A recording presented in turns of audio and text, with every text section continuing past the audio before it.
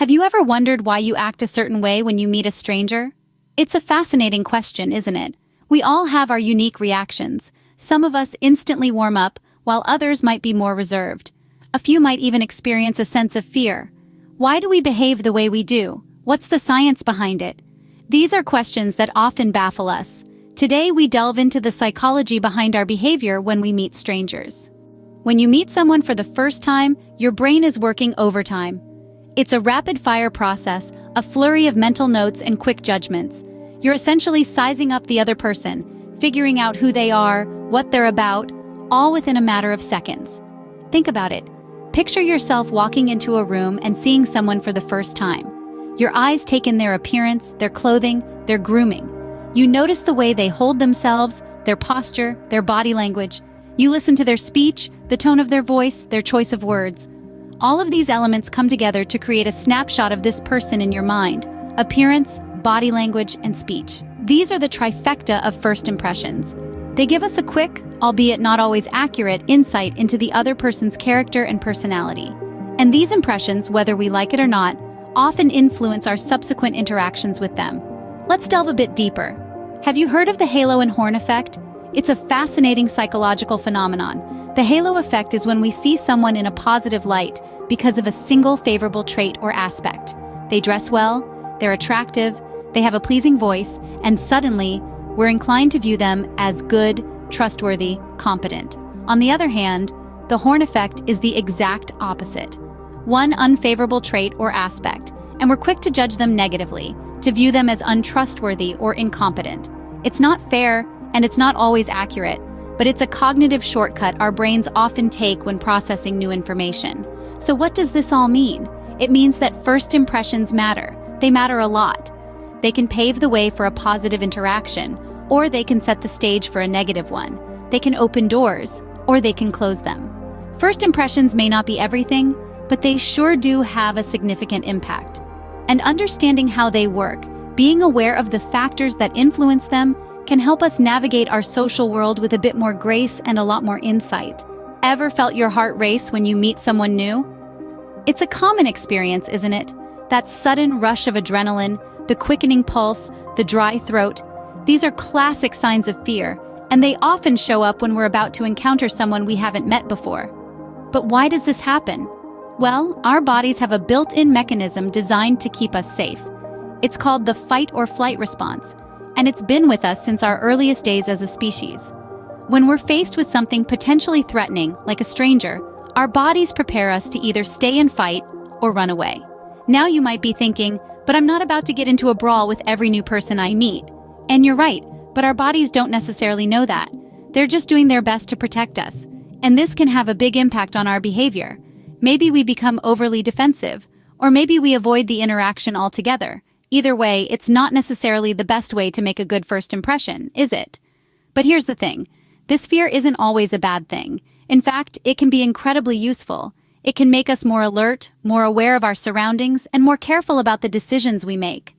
The key is to understand and manage this fear. It's not about getting rid of it altogether. That's simply not possible. Instead, it's about learning to recognize when our fear is getting the better of us and finding ways to calm ourselves down. And remember, everyone feels this way sometimes. It's completely normal. So the next time you're about to meet someone new and you feel that familiar rush of adrenaline, take a deep breath. Remind yourself that it's just your body doing its job. Fear can often dictate our actions, even in something as simple as meeting someone new. But by understanding and managing our fear, we can ensure that it doesn't get in the way of making meaningful connections with others. Our upbringing and social conditioning play a huge role in our interactions with strangers. This is a truth universally acknowledged yet seldom reflected upon. No two people are the same, and our responses to new people are as varied as our backgrounds. Think about it. The culture you were raised in, the lessons taught by your parents, your early experiences with people outside your immediate family, all these factors have a profound impact on how you perceive and interact with strangers. Take, for example, cultures where community living is predominant. In these settings, interacting with strangers is a common occurrence and is often associated with generosity and hospitality. People from such cultures may find it easier to strike up a conversation with a stranger or offer help to someone they don't know. Contrastingly, in cultures where individualism is valued, There may be more emphasis on maintaining personal space and boundaries. This can translate into more reserved interactions with strangers. Yet it's not just culture that influences our behavior. Our upbringing, too, plays a critical role. Parents who encourage their children to be open and socialize with others can foster comfort and ease in their children when meeting strangers. On the other hand, those who are taught to be wary of unknown people may grow up to be more cautious or anxious around strangers. Of course, these are broad generalizations, and individual experiences can significantly vary. But it's essential to recognize these influences, as they can unconsciously affect our behavior. Moreover, our past experiences also shape our interactions. A positive encounter with a stranger can make us more open to new people, while a negative experience might make us more reserved or cautious. In conclusion, our cultural norms, upbringing, and past experiences all contribute to our comfort level with strangers. Recognizing these influences can help us better understand our reactions and behaviors towards people we don't know. Our past experiences and upbringing can significantly shape how we handle unfamiliar people and situations. Remember, understanding our behaviors is the first step towards changing them if necessary. Empathy plays a key role in shaping our interactions with strangers. It's the emotional glue that binds us together as human beings. It's a universal language that speaks directly to the heart. Now, when we meet strangers, we're often faced with a wall of unknowns. This wall can be intimidating, even frightening. But empathy is like a magic key that unlocks the door to understanding.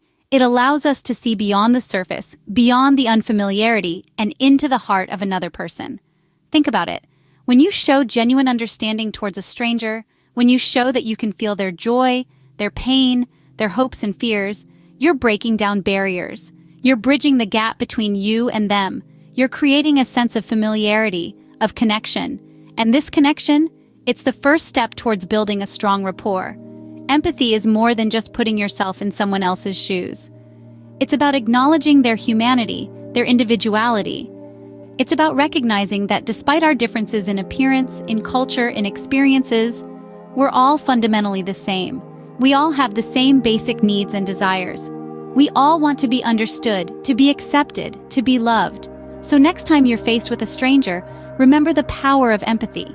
Remember that your ability to understand and to care can make all the difference. Because, at the end of the day, empathy can be the bridge that connects two strangers. So, what have we learned about our behavior when we meet strangers? We've journeyed through the fascinating world of first impressions and discovered that they're instant, powerful, and unfortunately, often incorrect. We've learned that our brain, in a split second, makes a multitude of assumptions about a person based on their appearance, demeanor, and even their posture. These assumptions can greatly influence our interactions, sometimes leading us astray. We've also delved into the fear factor, exploring how our instinctive reactions to strangers are often rooted in fear and caution. It's an ancient survival instinct, a relic from a time when an unfamiliar face could mean danger. But in today's world, this instinct can create barriers, preventing us from connecting with others and enriching our lives with diverse relationships. Our exploration of social conditioning revealed how societal norms and expectations shape our responses to strangers. We've seen how we're taught from an early age to behave in certain ways, to adhere to certain protocols when we encounter someone we don't know. While these rules can help maintain order and civility, they can also limit our ability to truly connect with others if we're not mindful. And let's not forget the role of empathy. Empathy, the ability to understand and share the feelings of others, is a powerful tool in our social toolkit. It allows us to bridge the gap between ourselves and strangers, turning unfamiliar faces into friends and allies. But why is all this important? Why should we care about our behavior when we meet strangers?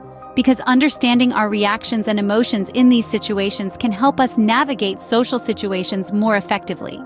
It can help us form stronger, more meaningful connections with the people we meet. It can help us break down barriers and challenge our assumptions, leading to richer, more diverse relationships. Understanding our behavior when we meet strangers isn't just interesting, it's key to building better relationships and navigating social situations with ease.